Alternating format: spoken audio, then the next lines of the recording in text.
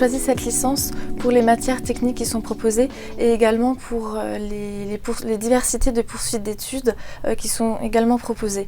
À la fin de la licence 2, on peut faire une licence professionnelle ou continuer en licence 3e année. À la fin de la formation, on peut faire un master ou on peut également intégrer une école d'ingénieur. Je me suis rendu compte que c'était une bonne alternative aux écoles d'ingénieurs, ce qui m'a donc permis de m'ouvrir vers plusieurs masters qui amenaient vraiment bien vers l'ingénierie. J'ai choisi cette licence en fonction du master que je veux faire et aussi parce que l'Université de Strasbourg avait un bon classement d'après le classement de Shanghai lors de mes recherches au lycée.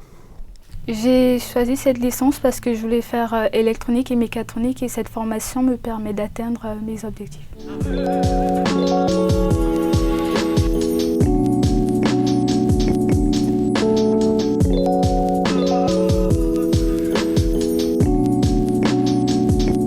Ce qui m'a surpris dans cette licence, c'est que les cours ne se passent pas dans un amphi surpeuplé, mais dans des salles de cours avec un enseignant, un peu comme au lycée, avec qui on peut interagir et poser des questions en cas de doute. Ce qui m'a surpris dans cette licence, c'est la diversité des composantes. En licence première année, on a fait la physique bien sûr, mais on a également fait des mathématiques, de l'informatique, donc de la programmation, de la chimie et même de la SVT. Ce qui m'a surpris dans la licence, c'est la fluidité des emplois du temps. On a le temps d'assimiler les cours et de les travailler à la maison afin de bien préparer les examens.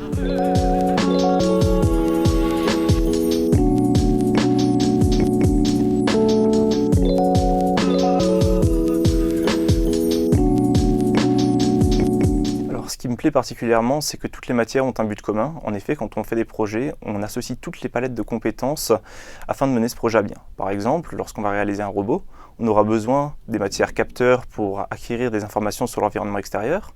On aura besoin de l'électronique analogique pour faire fonctionner le robot, de la mécanique pour le faire rouler, de l'électronique numérique pour le commander et le faire communiquer avec l'extérieur. En dernière année de licence, on peut faire un projet.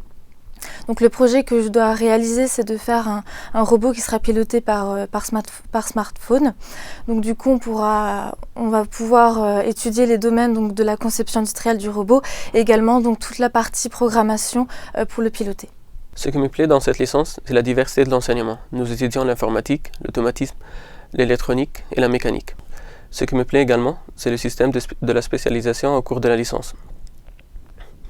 Dans la 3e année, on doit choisir entre parcours ingénierie et parcours ESA, électronique signal automatique. Ce qui me plaît dans ce que j'étudie, c'est qu'on met en pratique la théorie. Par exemple, en 3e année de licence, on a un projet qui nous permet de faire des recherches personnelles, de travailler en équipe et d'étoffer nos connaissances.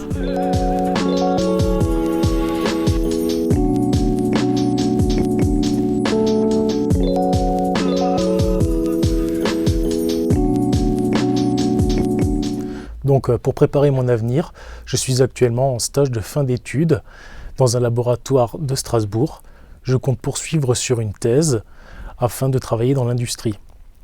J'ai également été président de l'association des étudiants en physique et ça m'a permis d'apprendre la gestion de projet, la gestion d'équipe. Actuellement, je suis en 2e année de master. Il faut savoir qu'en première année, j'ai déjà effectué un stage en laboratoire. Là, je fais mon projet de fin d'études dans le même laboratoire et j'espère l'an prochain être repris pour 3 ans de doctorat et si possible continuer à bosser dans le même labo en tant que chercheur. Souhaitant travailler dans les énergies renouvelables pour l'habitat, j'ai donc participé à un salon pour l'habitat à Strasbourg et j'ai eu l'occasion de parler avec des professionnels donc de leur métier, de leur cadre professionnel et du coup j'ai pu concrétiser vraiment mon projet. Pour préparer mon avenir, grâce à cette licence, je peux postuler dans les écoles d'ingénieurs et je peux préparer des concours.